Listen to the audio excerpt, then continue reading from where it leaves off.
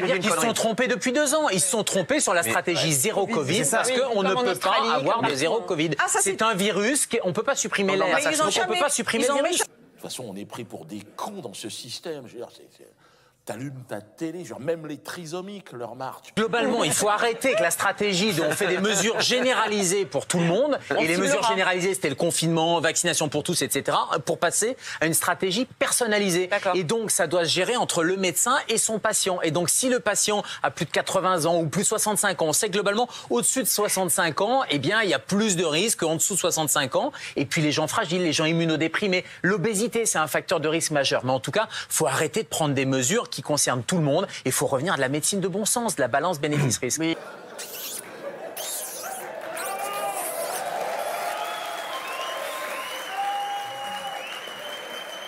Là, on est en surface. Là, ça devient de l'art. Donc, dans ce cas, on est d'accord qu'on est contre la vaccination obligatoire à partir d'aujourd'hui.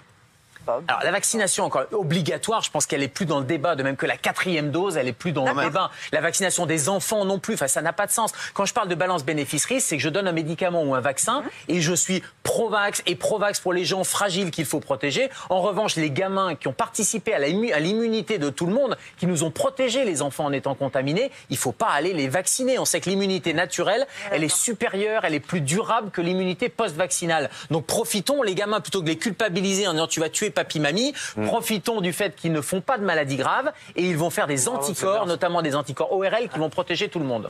J'ai soif de vengeance. Je veux qu'ils sachent que la mort approche et qu'ils ne peuvent rien faire pour y échapper. Je veux qu'ils ressentent notre douleur et qu'ils sachent que c'est la dernière chose qu'ils ressentiront de leur vie.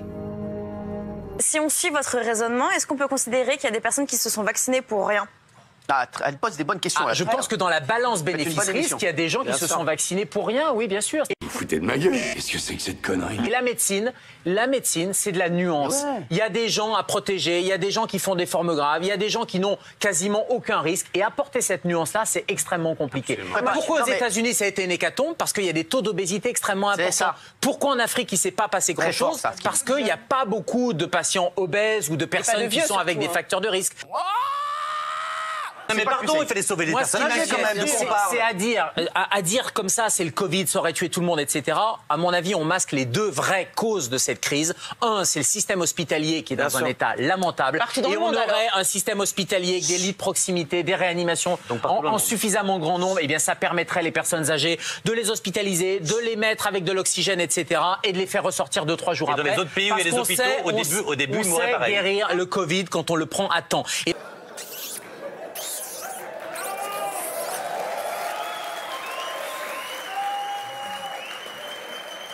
Là, on est en surface. Là, ça devient de l'art. Vous pensez que c'était la solution? Moi, j'ai toujours dit, le tout vaccinal, c'est une connerie. Non, mais est-ce que vous avez confiance? Vous l'avez fait?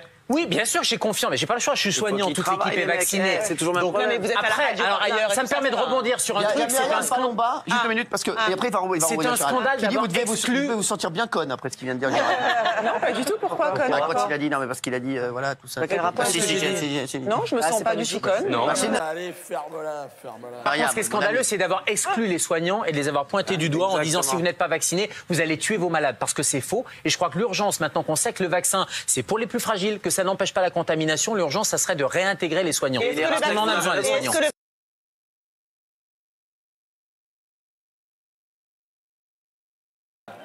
Non, mais c'est chaud, c'est chaud.